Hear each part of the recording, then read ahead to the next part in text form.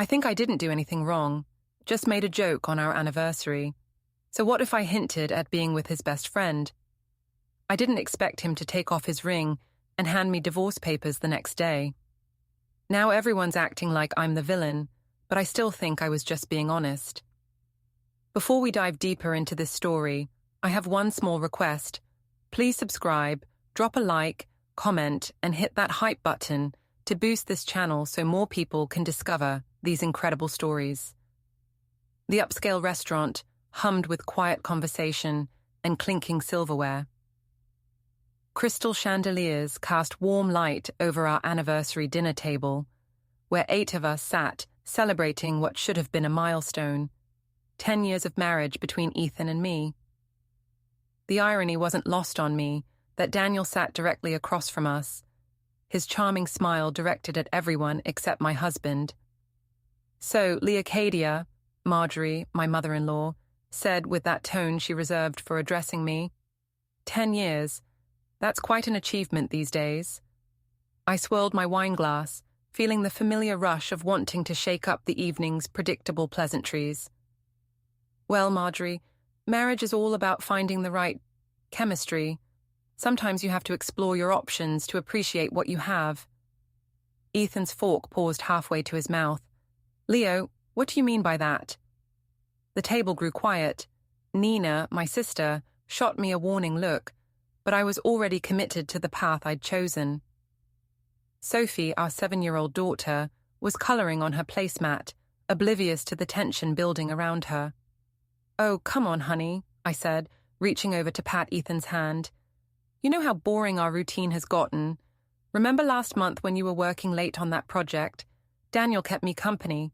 He's much more attentive to detail than some people I know. Daniel shifted uncomfortably in his seat. Leo, maybe we should... Should what? I interrupted, enjoying the way everyone hung on my words. Should pretend that passion doesn't matter in a marriage? That excitement isn't important. I'm just saying that some men know how to make a woman feel appreciated. Walter, Ethan's father, cleared his throat. Perhaps we should order dessert. But I wasn't finished. The wine had loosened my tongue, and the thrill of having everyone's attention was intoxicating. I mean, when was the last time you surprised me, Ethan? When did you last make my heart race? Daniel understands what women need. He pays attention to the little things. Sophie looked up from her coloring. Mummy, what does that mean? Why does Uncle Daniel understand women? The innocence of her question should have stopped me, but instead I laughed. It means some men are just naturally better at making women happy, sweetheart. They know how to treat them right. Ethan's face had gone pale. He set down his fork with deliberate precision and looked directly at me. Are you saying what I think you're saying? I'm not saying anything specific, I replied, but my smile said everything. I'm just making conversation about the importance of appreciation in relationships. Some people are naturally more generous with their attention. Marjorie's face had turned red. Leocadia, this is highly inappropriate.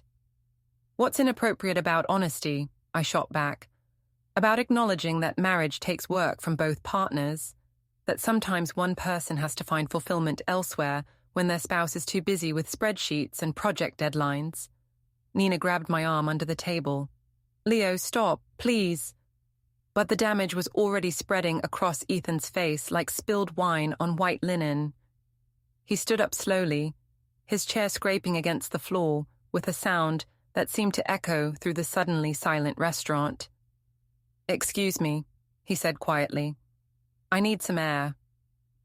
He walked away from the table, leaving his napkin folded beside his plate. But it wasn't until Nina gasped that I noticed what else he'd left behind.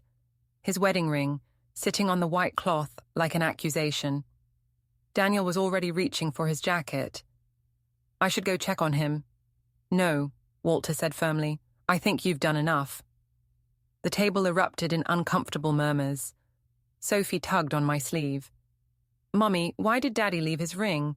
Is he coming back? I stared at the gold band, feeling the first flutter of uncertainty in my chest, but I pushed it down, replacing it with indignation. He's being dramatic, sweetheart. Some people can't handle the truth about relationships. Marjorie stood up, her purse clutched tightly in her hands. The truth is that you've just humiliated my son in front of his family and friends. On your anniversary, no less. I was making a point about communication in marriage, I protested, about being honest about our needs. Honest? Tom, Nina's husband, finally spoke up. He'd been quiet all evening, but now his voice carried disgust. You call that honest? You just implied you're having an affair with your husband's best friend in front of your daughter. I implied no such thing, I said, but my voice sounded weak even to me. I was talking about emotional support, about feeling appreciated. Nina was shaking her head. Leo, what have you done? What have you actually done? The question hung in the air like smoke. Around us, other diners were pretending not to stare, but I could feel their judgment pressing against me from all sides. Sophie had gone back to colouring, but her strokes were harder now, more frantic. I haven't done anything wrong, I said, standing up and grabbing my purse. I made a joke. I expressed some feelings about my marriage. If Ethan can't handle that, maybe that says more about him than it does about me. But as I walked toward the restaurant exit, leaving behind a table full of shocked faces and one small gold ring, I couldn't shake the feeling that I'd just crossed a line I hadn't even known existed. The house was dark when I got home, which surprised me since Ethan had left the restaurant before I did. His car wasn't in the driveway, and when I checked my phone, there were no messages. I'd dropped Sophie off at Nina's house, claiming I needed to talk to her father privately. Nina had agreed, but her expression suggested she was already choosing sides. I poured myself another glass of wine and settled into the living room, rehearsing the conversation I'd have with Ethan when he returned. He was overreacting, obviously. Marriage counselors always talked about the importance of honest communication, didn't they? I'd simply been more direct than most wives dared to be. My phone buzzed with a text from Daniel. We need to talk. This has gone too far. I stared at the message, feeling a mix of irritation and something that might have been fear. Daniel had been perfectly happy with our arrangement for the past 6 months. Late afternoon meetings at his apartment when Ethan was working late, stolen kisses in the parking lot of my insurance office, the thrill of secret texts and coded conversations. He'd never complained about the excitement before. I typed back, "Don't panic. Ethan's just being sensitive. It'll blow over." But Daniel didn't respond, and as the hours ticked by, neither did my husband. It was nearly midnight when I heard Ethan's key in the lock. I'd positioned myself on the couch with a book, trying to look casual and unbothered. He walked in quietly, his tie loosened, and his usually neat hair disheveled. "Where have you been?" I asked, closing the book with what I hoped was appropriate concern. I was worried. Ethan looked at me for a long moment before answering. "Driving, thinking, trying to figure out what just happened at dinner." "What happened was a conversation about marriage," I said, patting the couch beside me. "Come sit down. We should talk about this like adults." But he didn't move toward me. Instead, he leaned against the doorframe, studying my face like he was seeing me for the first time. "Leo, I need you to be completely honest with me right now. Are you having an affair with Daniel?" The direct question caught me off guard. I'd expected accusations, anger, maybe even tears, but this quiet, steady interrogation was somehow worse. "That's a terrible thing to ask your wife," I said, standing up and moving toward him. "I can't believe you'd even think that. That's not an answer." "It's the only answer you should need," I replied, reaching for his hand. He pulled it away. "Ethan, you're being paranoid. I made some comments about feeling unappreciated in our marriage. That's not the same as having an affair. You said Daniel knows how to treat women right. You said he's attentive to detail. You said you found fulfillment elsewhere when I was too busy with work." His voice was getting quieter, not louder, which somehow made it more frightening. "Those weren't comments about feeling unappreciated. Those were confessions." I forced a laugh. "You're reading way too much into casual conversation. maybe if you paid half as much attention to me as you do to your project deadlines, you'd understand what I was actually trying to say. What were you trying to say, Leo? The question was a trap, and we both knew it. If I admitted to wanting more attention, I'd be confirming his suspicions. If I denied having problems with our marriage, I'd be contradicting everything I'd said at dinner. I was trying to say that marriage takes effort from both people, I said carefully, that sometimes one person has to look elsewhere for the emotional support they're not getting at home. Emotional support? Yes. From my best friend. From someone who listens to me, who makes me feel valued. Ethan nodded slowly, like he was processing information. And this emotional support, when does it happen? Where? I don't like your tone, I said, crossing my arms. You're interrogating me like I'm a criminal instead of your wife who's trying to communicate with you about our relationship problems. Answer the question, Leo. Sometimes when you're working late, Daniel and I talk. Is that a crime? Is it wrong for me to have a friend who actually cares about my feelings? Where do you talk? Various places. Coffee shops, his apartment, my office. Does it matter? His apartment. It wasn't a question, and the way he said it made my stomach clench. Sometimes. So what? We're adults, Ethan. We can have conversations wherever we want. How long has this been going on?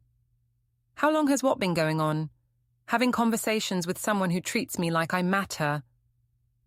But even as I deflected, I could see something changing in Ethan's face. The hurt was still there, but it was being joined by something else. Something that looked like resolve. My phone buzzed on the coffee table. We both looked at it, and I realized with growing horror that Daniel's name was visible on the screen. At midnight, on our anniversary. Aren't you going to answer that? Ethan asked. It's probably nothing important, I said quickly, but I was already moving toward the phone. Ethan was faster. He picked up the device and looked at the screen. It says, Leo, we can't do this anymore. Tonight changed everything. I'm sorry. The silence that followed was deafening. I could hear the refrigerator humming in the kitchen, the tick of the grandfather clock in the hallway, the sound of my own heart beating too fast. That could mean anything, I said finally. Ethan set the phone down gently and looked at me with an expression I'd never seen before. It wasn't anger or hurt or even disappointment. It was something much worse. It was the look of someone who had just confirmed their worst suspicions and was already planning their next move. I'm going to sleep in the guest room tonight, he said quietly. Tomorrow we need to have a very different conversation. He started to walk away, then turned back. Leo, I want you to think very carefully about what you're going to tell me tomorrow, because I think we both know that tonight was just the beginning.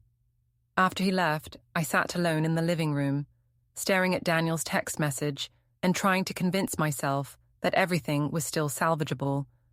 But somewhere in the back of my mind, a small voice was whispering that I'd just made the biggest mistake of my life. The next morning, Ethan was gone before I woke up. His coffee cup sat in the sink, rinsed and abandoned, like everything else in our marriage was starting to feel. I called in sick to work, something I rarely did, and spent the morning pacing around the house, trying to figure out how to regain control of the situation. By Tuesday, I couldn't avoid the insurance office any longer. I work as a claims processor for Mountain View Insurance, a job that's mind-numbing on good days and soul-crushing on bad ones. But at least it provided an audience for my side of the story. You should have seen his face, I told Rebecca, my cubicle neighbor, as we stood by the coffee machine. He acted like I'd committed murder, instead of just being honest about our marriage problems. Rebecca stirred her coffee slowly, not meeting my eyes. But Leo, didn't you basically admit to having an affair? In front of everyone? I admitted to having a friend who actually pays attention to me, I corrected. There's a difference between emotional support and an affair. Is there, though? This came from Marcus, another processor who'd apparently been listening. I mean, if my wife said another man knew how to treat women better than I did, I'd assume the worst too. I felt heat rising in my cheeks. The problem is that men always assume the worst instead of looking at their own behavior. Maybe if Ethan had been a better husband, I wouldn't have needed emotional support from someone else. Someone else being his best friend, Rebecca pointed out quietly. The identity of the person doesn't matter, I snapped. What matters is that I was trying to communicate about problems in my marriage, and instead of listening, Ethan chose to be dramatic and storm off. But even as I said it, I could see the doubt in their faces. These were people who'd known me for years, who'd heard me complain about Ethan's long work hours and lack of romance.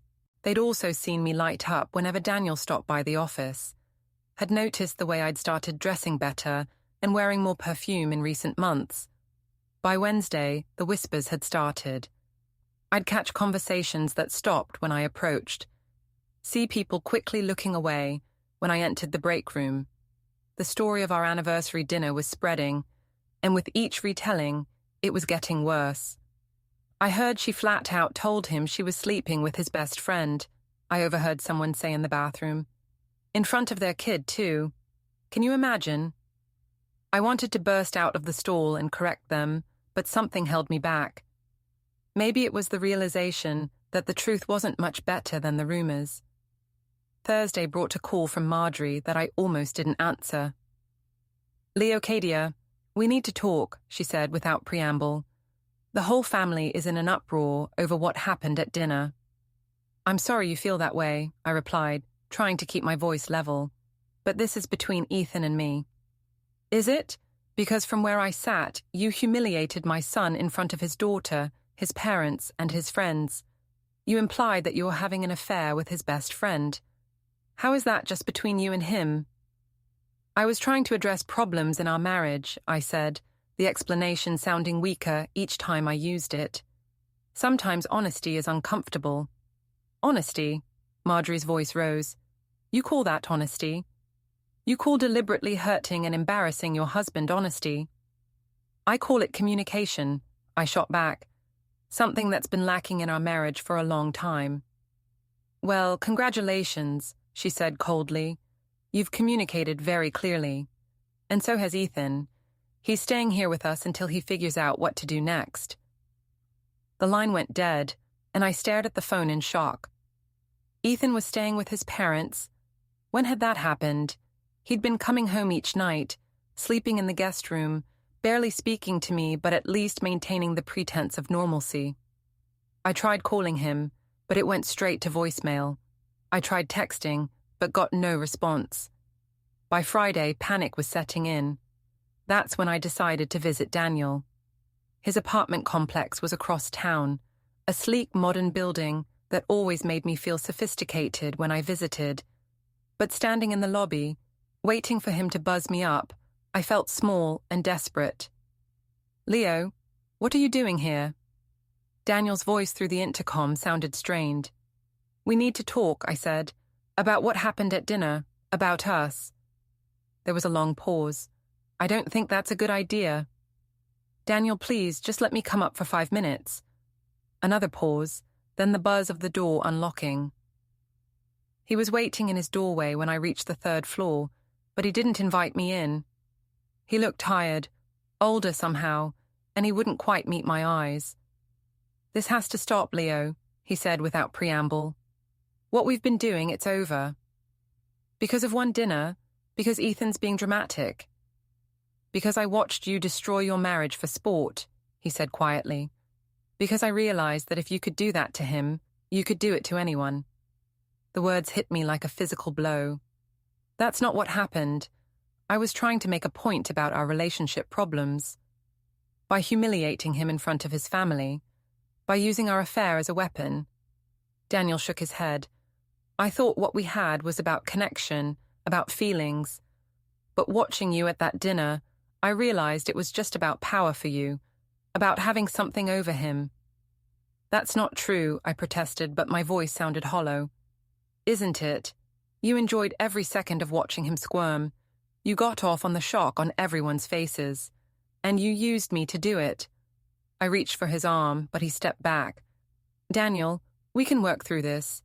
What we have is real. What we have is over, he said firmly. I've already blocked your number. I'm changing my locks. And if Ethan ever wants to forgive me, I'll spend the rest of my life making it up to him. The door closed in my face, leaving me standing in the hallway like a stranger. When I got home that evening, I found Ethan in the kitchen, sitting at the table with a stack of papers in front of him. For a moment, hope fluttered in my chest. Maybe he was ready to talk, to work things out. Then I saw what the papers were, and my world tilted sideways. Bank statements, credit card bills, phone records, hotel receipts I'd forgotten about, a timeline written in Ethan's careful handwriting, documenting months of suspicious expenses and unexplained absences. We need to talk, he said, looking up at me with those same calm, resolved eyes I'd seen the night of our anniversary. And this time, Leo, I want the truth. I stared at the papers spread across our kitchen table like evidence at a crime scene, because that's what they were, really. Evidence of crimes against our marriage, our family, our life together. Ethan had been busy during his days away from home, and the methodical nature of his investigation sent chills down my spine. Where did you get all this? I asked, trying to keep my voice steady as I set down my purse. Our joint accounts, Ethan replied calmly. Phone records from our family plan. Credit card statements that come to our address.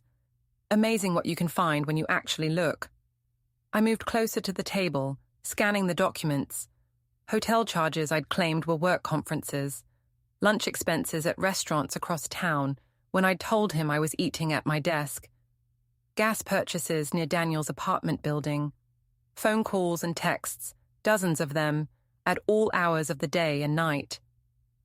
You've been spying on me, I said, seizing on indignation as my defense. Going through my private information, tracking my movements like I'm some kind of criminal. These aren't private, Ethan said, tapping the bank statements. These are joint accounts. This is our money you've been spending on hotels with my best friend. Those hotels were for work conferences, I lied, but we both knew it was useless now. Ethan pulled out a printed email. I called the conference organizers. There was no conference at the Marriott downtown on March 15th, or April 3rd, or any of the other dates highlighted here. My throat felt tight. Maybe I got the dates wrong. Maybe... Leo, stop. His voice was quiet but firm. Just stop lying. We're past that now. I sank into the chair across from him, my mind racing through possible explanations, ways to minimize the damage. Okay, fine. Maybe I wasn't always at work conferences. Maybe sometimes I needed space to think about our marriage, about what I wanted. Space to think.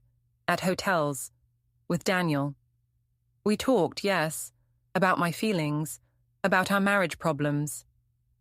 Ethan pulled out another paper, phone records with calls highlighted in yellow. 47 calls to Daniel in the month of April alone, some lasting over an hour, most of them when I was at work. We're friends. Friends talk. Friends, he repeated. Is that what you call someone you've been sleeping with for 6 months? The direct question hung in the air between us. I could feel the weight of the moment, the knowledge that whatever I said next would determine the course of the rest of our lives. I don't know what you want me to say, I said finally. I want you to tell me the truth. For once in 6 months, I want you to be honest with me. The truth is that our marriage has been broken for years, I said, my voice getting stronger as I found my footing. The truth is that you've been more interested in your job than in your wife. The truth is that I was lonely, and Daniel was there for me when you weren't. So you decided to have an affair. I decided to find companionship with someone who actually valued me. Ethan nodded slowly, like he was processing this information. And the dinner on Sunday, what was that about? That was about trying to get your attention, trying to make you see that our marriage needed work. By humiliating me in front of our families, by being honest about our problems. Honest? Ethan's voice rose for the first time. You think what you did was honest? You think publicly implying that you're sleeping with my best friend in front of our daughter was some kind of communication strategy? I was trying to make you understand. Understand what? that you've been lying to me for months, that you've been spending our money on hotel rooms with Daniel, that every time you said you were working late or going to a conference or meeting friends, you were actually with him. The questions came rapid fire, and I felt myself shrinking under their weight. It wasn't supposed to happen this way. How was it supposed to happen, Leo? Were you planning to leave me for him? Were you hoping I'd just figure it out on my own and save you the trouble of asking for a divorce?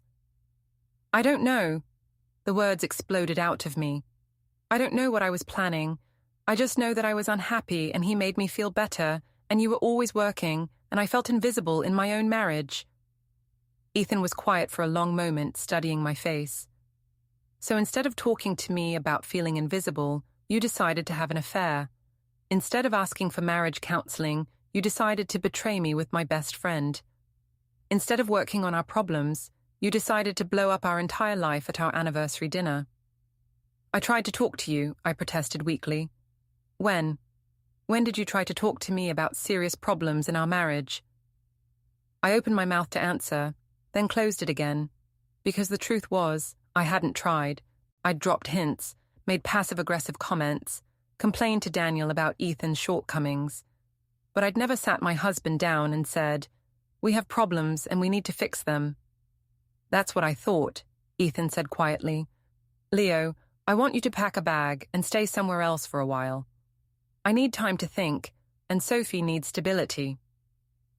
"You can't kick me out of my own house," I said, panic rising in my chest. "I'm not kicking you out.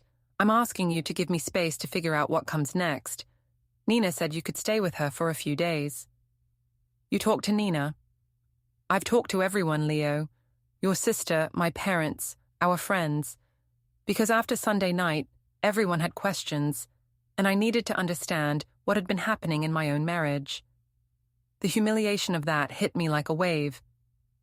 You had no right to discuss our private business with other people. Our private business became public when you decided to announce your affair at our anniversary dinner," Ethan said. "And frankly, I needed their perspective because I couldn't trust anything you were telling me." I felt tears starting, but I pushed them back. "So what now? You're going to divorce me? Break up our family because I made some mistakes?" "I don't know yet," he said honestly. "But I do know that I can't be in the same house with you right now.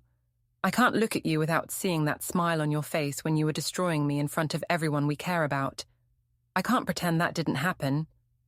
It was just one night, one stupid comment." "It wasn't one night, Leo. It was 6 months of lying.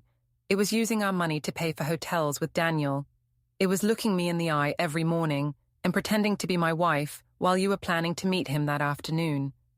Sunday night was just when you decided to make it public." He stood up and began gathering the papers. "I'm going to pick up Sophie from my parents' house. I'd like you to be gone when we get back." "Ethan, please. We can work through this. We can go to counseling. We can—" "Can we?" he interrupted. "Can we work through the fact that you've been lying to me for months? Can we work through the fact that you used our anniversary dinner to humiliate me? Can we work through the fact that you still, even now, haven't actually apologized for any of it?" I opened my mouth to apologize, but he held up his hand. "Don't," he said. "Don't apologize because I pointed out that you haven't. That's not the same thing as being sorry." He walked toward the door, then turned back one more time. "I'll be in touch through my lawyer about next steps. Until then, please respect my request for space." After he left, I sat alone in our kitchen, surrounded by the evidence of my betrayal, finally understanding that I had destroyed something that could never be repaired. Nina's guest room smelled like lavender and disappointment. I'd been there for 3 days, and my sister was treating me like a house guest she couldn't wait to see leave. Tom barely spoke to me at all, and when he did, his responses were clipped and cold. "I don't understand why everyone's acting like I'm some kind of monster," I said over breakfast on Thursday morning. "Marriage problems happen. Affairs happen. People work through these things all the time." Nina set down her coffee cup with more force than necessary. "Leo, you didn't just have an affair. You publicly humiliated your husband at your anniversary dinner, in front of your daughter." "I was trying to communicate." "Stop. Nina interrupted. Just stop with that excuse. We all heard what you said that night. We all saw Ethan's face. You weren't communicating anything except cruelty. You're supposed to be on my side, I said, feeling tears threaten. You're my sister. I am your sister, Nina replied, which is why I'm telling you the truth instead of enabling this delusion you've created. What you did was wrong, Leo. Deeply, fundamentally wrong. That afternoon, I decided to go back to work. Staying at Nina's was becoming unbearable, and I needed normalcy, routine, something to make me feel like my life wasn't completely falling apart. But the insurance office felt different now. Conversations stopped when I entered rooms. People who used to chat with me at the coffee machine suddenly remembered urgent tasks that required their immediate attention. Rebecca, my cubicle neighbor, barely acknowledged my presence. How's everyone doing today? I asked the break room in general, trying to project confidence I didn't feel. Fine, came a chorus of mumbled responses, followed by the sound of people finding reasons to be elsewhere. By Friday, the isolation was complete. I ate lunch alone, worked in silence, and left each day feeling more invisible than I'd ever felt in my marriage. That's when Ethan's lawyer called. Mrs. Voss, this is Jennifer Martinez from Martinez Family Law. I represent your husband in the matter of your separation. I need to inform you that we'll be filing for legal separation next week, and we'd like to discuss custody arrangements for Sophie. My hand started shaking. Legal separation. Ethan didn't say anything about lawyers. Mr. Voss has retained our services to protect his interests and his daughter's well-being during this difficult time. We'll be sending you paperwork shortly, but I wanted to give you the courtesy of a phone call first. This is ridiculous, I said, my voice getting louder. We had one fight, one bad night. This doesn't require lawyers. Mrs. Voss, according to my client, this involves a 6-month extramarital affair, financial impropriety, and public humiliation. These are serious matters that require legal protection. Financial impropriety? What are you talking about? The use of joint marital funds to finance your affair. Hotel rooms, restaurant bills, gifts. We have documentation of several $1,000s in expenses related to your relationship with Mr. Daniel Mercer. The clinical way she said Daniel's name made everything feel more real, more serious. This wasn't just a marital spat anymore. This was legal action with real consequences. I want to talk to Ethan, I said. All communication should go through our office from this point forward, Ms. Martinez replied. We'll be in touch soon with the paperwork. After she hung up, I sat in my car in the insurance office parking lot and tried to call Ethan directly. It went straight to voicemail, not the generic recording, but a new message. You've reached Ethan Voss. I'm not available to take your call. If this is a legal matter, please contact Martinez Family Law. If this is an emergency involving Sophie, please call my parents. The message was clearly meant for me, and its formality felt like another door slamming shut. I drove to his parents' house, but Walter answered the door with an expression I'd never seen before, polite but cold, like I was a stranger selling something he didn't want. Leo, he said, not inviting me in. What can I do for you? I need to talk to Ethan. This lawyer situation is getting out of hand. Ethan's not here, Walter replied. And frankly, I think the lawyer situation is exactly what's needed. You've put this family through enough chaos. Walter, please, I know I made mistakes, but we can work through this without lawyers and legal separation and all this drama. Can you? He asked quietly.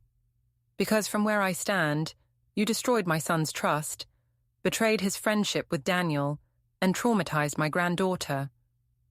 What exactly are you planning to work through? The affair is over, I said desperately. Daniel won't even talk to me anymore. I want to fix my marriage. The affair being over isn't the same as the damage being undone, Walter replied. And wanting to fix your marriage isn't the same as being willing to take responsibility for breaking it. I am taking responsibility. Are you? Because every conversation I've had with you since Sunday night has been about how Ethan overreacted, how you were just communicating, how affairs happen and people work through them. I haven't heard you take actual responsibility for your choices. The truth of his words hit me like cold water. I know I made mistakes. Mistakes, Walter repeated. Leo, you had a 6-month affair with your husband's best friend, then announced it at your anniversary dinner in front of your child. Those aren't mistakes, those are choices, deliberate, calculated choices. He started to close the door, then paused. If you want to fix this, you need to start by being honest about what you actually did. Not just to Ethan, but to yourself. The door closed, leaving me standing on the porch of what used to feel like a second home, now feeling like enemy territory. Monday morning brought the legal papers, delivered to Nina's house by a professional process server who handed them to me with the same emotional investment as someone delivering pizza. The official nature of the documents made everything feel final in a way that our fights and separations hadn't. Petition for legal separation. Temporary custody arrangements. Financial disclosure requirements. Asset protection orders. The language was cold and clinical, reducing our 10-year marriage to a series of legal problems requiring judicial solutions. But what hurt most was reading Ethan's version of events, laid out in careful, factual language that made my actions sound even worse than I remembered them being. Respondent engaged in extramarital relationship with petitioner's close friend for approximately 6 months, using marital funds to finance said relationship. Respondent publicly disclosed the affair at the couple's anniversary celebration, causing emotional distress to petitioner and the party's minor child. It was all true, but seeing it written in legal language made me realize how it would look to a judge, to strangers, to anyone who didn't understand the context of my loneliness and frustration in the marriage. I needed a lawyer of my own, but the consultation fees were more than I'd expected, and with Ethan controlling our joint accounts, money was becoming an issue. The lawyer I could afford, a tired-looking man with a cluttered office, was blunt in his assessment. Mrs. Voss, I'll be honest with you. This is not a strong position. The documented affair, the financial impropriety, the public nature of the disclosure. These things don't play well in family court. Your best bet is to negotiate a reasonable settlement and focus on maintaining your relationship with your daughter. But what about my rights? What about the problems in our marriage that led to this? He shrugged. Marital dissatisfaction isn't a legal defense for adultery. And frankly, the way this affair came to light, at your anniversary dinner, is going to be very difficult to explain away. As I left his office, I realized that Ethan's quiet, methodical approach was proving far more devastating than any angry confrontation could have been. He wasn't trying to destroy me out of rage or revenge. He was simply protecting himself and Sophie from further damage, and the law was on his side. The courthouse smelled like floor wax and broken dreams. I sat in the hallway outside Family Court Division C, watching other couples and their lawyers hurry past with armloads of documents and expressions of grim determination. In 3 months, this had become my world. Legal briefs, custody schedules, financial disclosures, and the slow, grinding machinery of divorce proceedings. My lawyer, Mr. Patterson, sat beside me reviewing his notes one last time. He'd been honest from the beginning about our chances, but I'd insisted on fighting anyway. The settlement Ethan had offered through his lawyer was fair by legal standards, but felt like a complete loss to me. Shared custody of Sophie, an even split of assets, and spousal support for only 2 years. Mrs. Voss, I need to remind you one more time, Patterson said quietly. Judge Morrison has seen all the evidence. The hotel receipts, the phone records, the testimony from the anniversary dinner witnesses. Your best option is still to accept the settlement. I want my day in court, I replied stubbornly. I want to tell my side of the story. Through the courtroom doors, I could see Ethan sitting with his lawyer, Ms. Martinez. He looked calm and composed, the way he always did when he was confident in his preparation. Walter and Marjorie sat behind him in the gallery, along with Nina, who had surprised me by agreeing to testify, though she'd warned me I wouldn't like what she had to say. Daniel wasn't there. He'd moved to Denver 2 months ago, taking a job transfer that everyone understood was really an escape from the wreckage of our affair. He'd sent a written statement to the court, apologizing for his role in the situation and confirming the timeline of our relationship. Even in his absence, his testimony was damaging, clinical, detailed, and completely corroborating Ethan's version of events. All rise for the Honorable Judge Morrison. The judge was a woman in her 50s, with silver hair and the kind of expression that suggested she'd seen every possible variation of human failure. She reviewed the case file with practiced efficiency before looking up at both parties. This is a hearing for legal separation in the matter of Voss versus Voss. I've reviewed all submitted documentation, witness statements, and financial records. Mrs. Voss, I understand you're contesting the proposed settlement. You'll have the opportunity to present your case. My lawyer stood up. Your Honor, my client wishes to provide context for the events that led to the separation. While she acknowledges that mistakes were made, she believes the proposed settlement doesn't fairly consider the underlying marital problems that contributed to the situation. Judge Morrison nodded. Mrs. Voss, you may speak. I stood up, my hands shaking slightly. This was my chance to explain everything. The loneliness, the neglect, the way Ethan had prioritized work over our marriage for years. I'd practiced this speech dozens of times. Your Honor, I want to start by saying that I know I made serious mistakes. The affair with Daniel was wrong, and I deeply regret the pain it caused my family. But I think it's important to understand why it happened. I took a breath and continued. For years, I felt invisible in my marriage. My husband worked 60-hour weeks, missed family dinners, forgot anniversaries and birthdays. I tried to talk to him about feeling neglected, but he was always too busy with the next project, the next deadline. I was lonely and desperate for someone to see me, to value me. Judge Morrison was taking notes, her expression neutral. When Daniel started paying attention to me, listening to my concerns, making me feel appreciated, it filled a void that had been growing for years. I'm not saying that justifies what I did, but I think it explains it. The affair wasn't about sex or romance. It was about feeling valued as a person. I glanced at Ethan, hoping to see some recognition in his face, but he was looking straight ahead, his expression unchanged.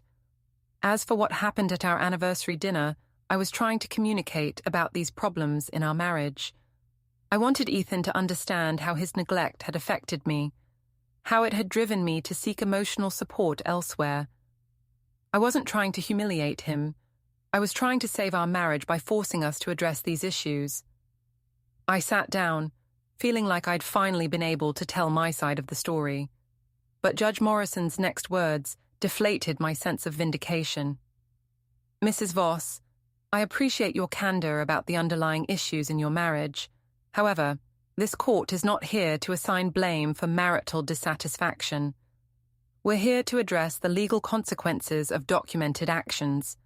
She consulted her notes. The evidence shows a 6-month extramarital affair, the use of approximately $4,000 in marital funds to finance that affair, and a public disclosure of the relationship that caused documented emotional distress to your spouse and minor child. These are the facts I must consider in determining a fair resolution. My heart sank as she continued. Furthermore, Mrs. Voss, I must address your characterization of the anniversary dinner incident. According to multiple witness statements, you didn't simply communicate about marital problems. You made deliberate statements designed to humiliate your husband in front of family and friends, including your 7-year-old daughter. This behavior demonstrates a concerning lack of judgment regarding your child's well-being. She turned to address both parties. I'm approving the settlement as proposed. Shared custody of the minor child, with primary residence alternating weekly. even division of marital assets, minus the documented affair-related expenses, which will be deducted from Mrs. Voss's share. Spousal support of $200 per month for 24 months. The gavel came down with a sound that felt final in every possible way.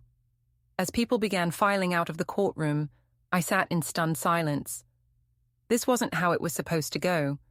I was supposed to make them understand, supposed to get some recognition that Ethan bore responsibility for our marriage problems too. Ethan walked past my table without looking at me, followed by his parents and his lawyer. At the door, he paused and turned back. "Leo," he said quietly, "I hope someday you can understand that this was never about revenge. It was about protecting Sophie and myself from further damage. I hope you can find a way to be the mother she deserves."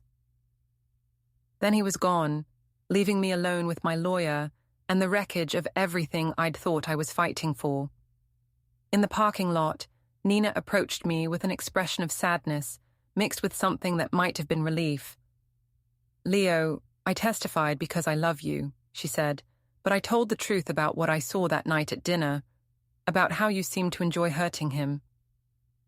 "I was trying to fix our marriage," I said weakly. "No," Nina replied gently. "You were trying to win an argument. There's a difference." She hugged me briefly, then walked away, leaving me standing alone in the courthouse parking lot, finally understanding that I had destroyed my marriage not through one moment of poor judgment, but through months of deliberate choices that had culminated in a public betrayal so complete that no amount of explanation could undo it. 6 months later, I received an invitation in the mail. Ethan was getting remarried to Sarah, a teacher he'd met through Sophie's school. The woman who had helped my daughter adjust to the new reality of divorced parents, who had been patient and kind during a difficult transition, who had apparently shown Ethan what a healthy relationship could look like. I stared at the invitation, realizing that while I'd been focused on justifying my past actions, Ethan had been building a new future. The final irony was that the emotional support and appreciation I'd claimed to be seeking from Daniel, Ethan had found with someone who valued honesty over manipulation, kindness over cruelty, and genuine love over the need to win at any cost. I never sent a response to the wedding invitation, but I did finally understand that some mistakes aren't just errors in judgment, they're revelations of character, and mine had been revealed in the worst possible way, in front of the people I loved most, destroying everything I'd claimed to be trying to save.